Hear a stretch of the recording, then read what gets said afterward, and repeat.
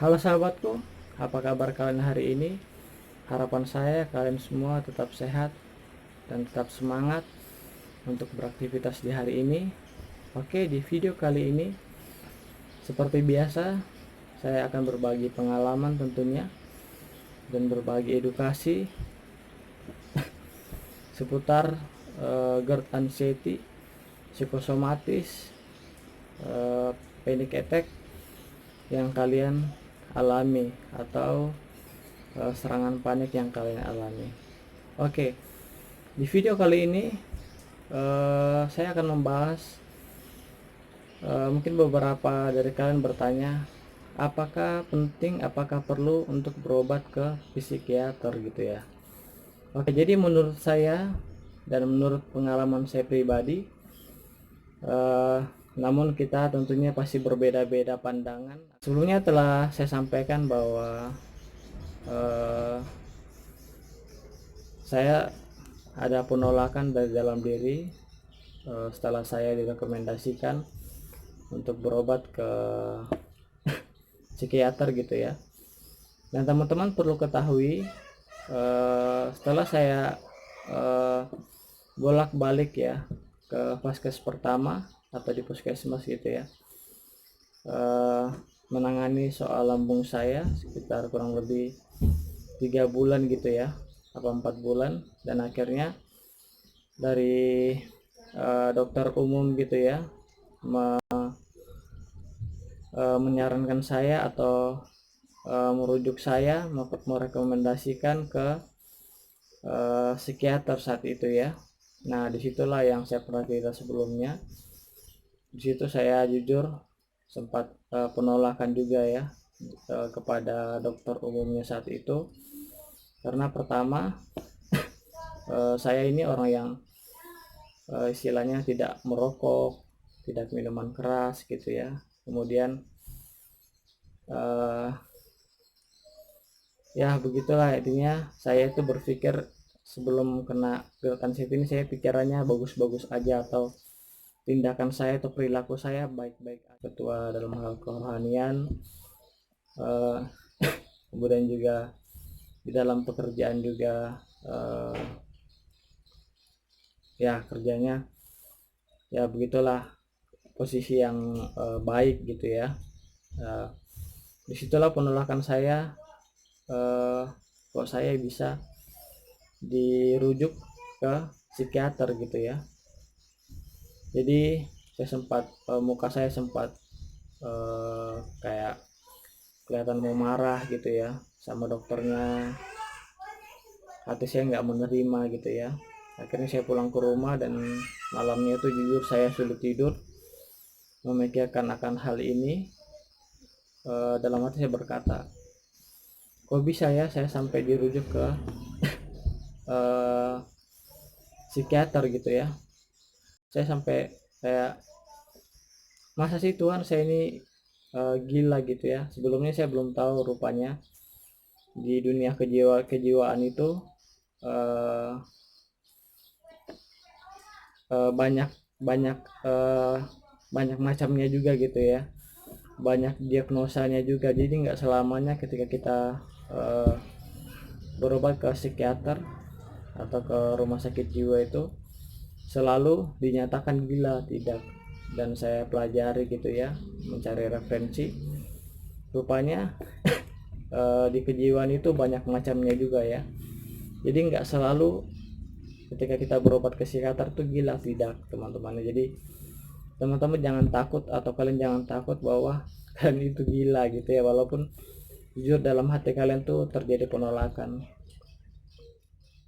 Kemudian daripada apa yang kita bahas saat ini, menurut saya ya, eh, karena anxiety itu adalah kecemasan yang berlebihan, dan tentunya panic attack itu serangan panik, dan tentunya kalian tahu bahwa kalian tuh pasti tidak tenang, bawaannya selalu gelisah ya. Kalian tidak pungkiri kalian selalu gelisah, pikiran kalian memikirkan hal-hal yang negatif, membuat kalian gelisah dan panik begitu ya. Sehingga tidak dipungkiri bahwa kita perlu untuk berobat ke kejiwaan atau ke psikiater yang ahli di bidangnya gitu ya.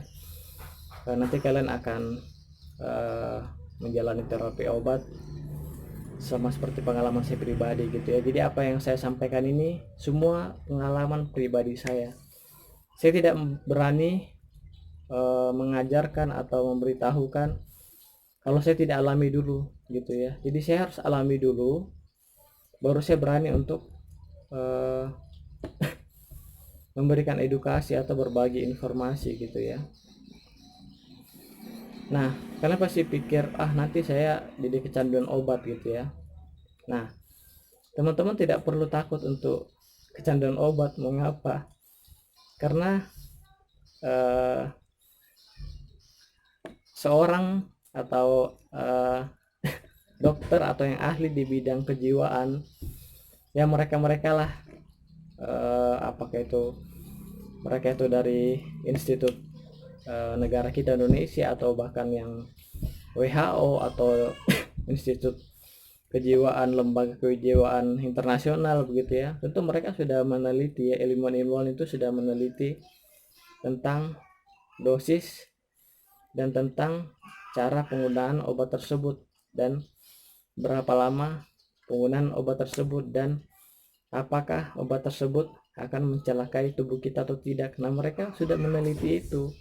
Jadi tidak mungkin keluar obat tersebut jika memang obat itu tidak bermanfaat bagi tubuh kita begitu ya. Dan yang saya ketahui itu tidak akan membuat kita ketergantungan. Saya pun kadang sampai bahkan lupa minum obat itu, saking saya sudah merasa enakan, sudah merasa baikan. Kadang saya lupa minumnya karena saya telat minumnya, walaupun dokter bilang jangan stop dulu sebelum dokter yang menyetopkan terapi obat tersebut begitu ya. Namun karena saya sudah merasa baikan, sudah merasa sehat setelah menjalani terapi obat itu, saya kadang lupa minumnya gitu ya. Jadi saya sampai beberapa kali tuh lupa minum obat itu ya. Nah, di situ saya menyimpulkan bahwa rupanya obat ya, saya langsung saja to the point. Obat penenang atau obat terapi dari psikiatri, rumah sakit jiwa atau psikiater secara biaya secara tunai gitu ya. Jika kalian pakai BPJS, kalian akan dilayani psikiatri gitu ya. Jadi saya merasa bahwa rupanya obat ini tidak ada ketergantungan gitu ya, artinya kita tidak kecanduan begitu. Kenapa saya bilang, saya aja kadang sampai lupa gitu ya, sehingga saya sudah merasa makin minggu makin bulan saya makin enak gitu ya.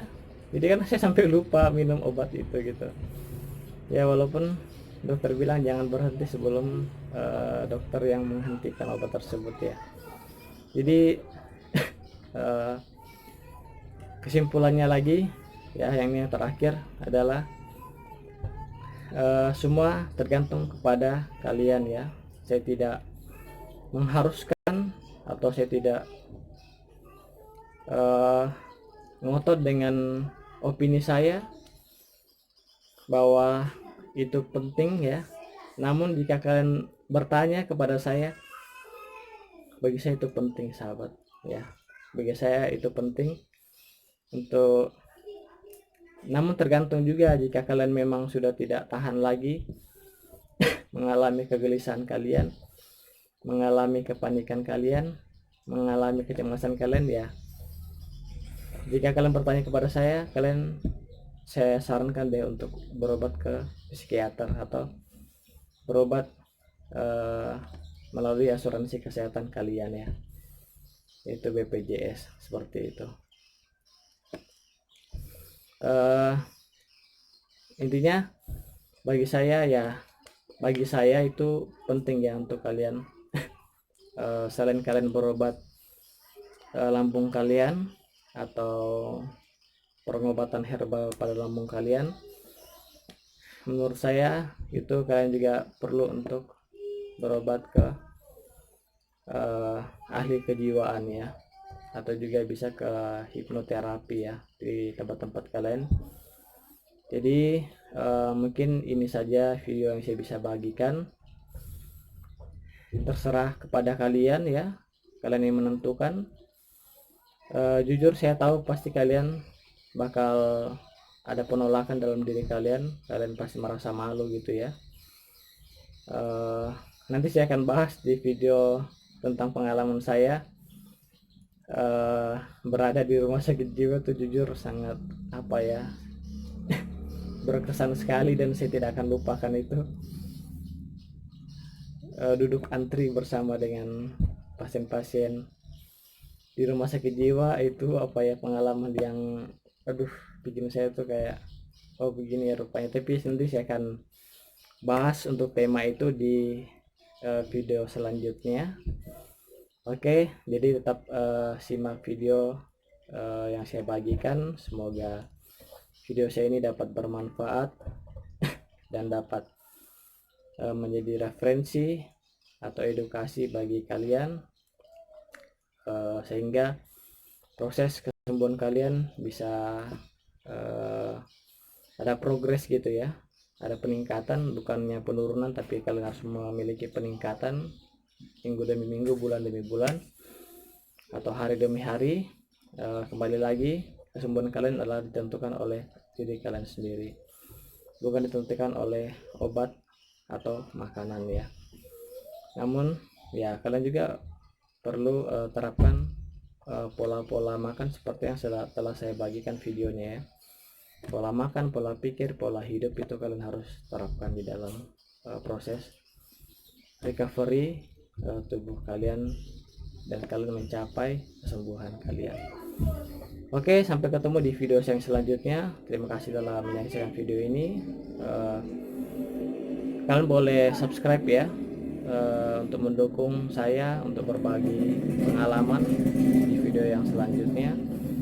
Bisa subscribe, like, share, dan komen. Nanti saya akan balas komen kalian. Kalian ingin curhat apa saja tentang apa yang kalian rasakan kepada saya, dan saya akan coba untuk menjawabnya gitu ya, sesuai dengan apa yang saya rasa dan sesuai dengan apa yang saya alami. Tidak saya akan tambah-tambahkan dan tidak akan saya kurang-kurangi.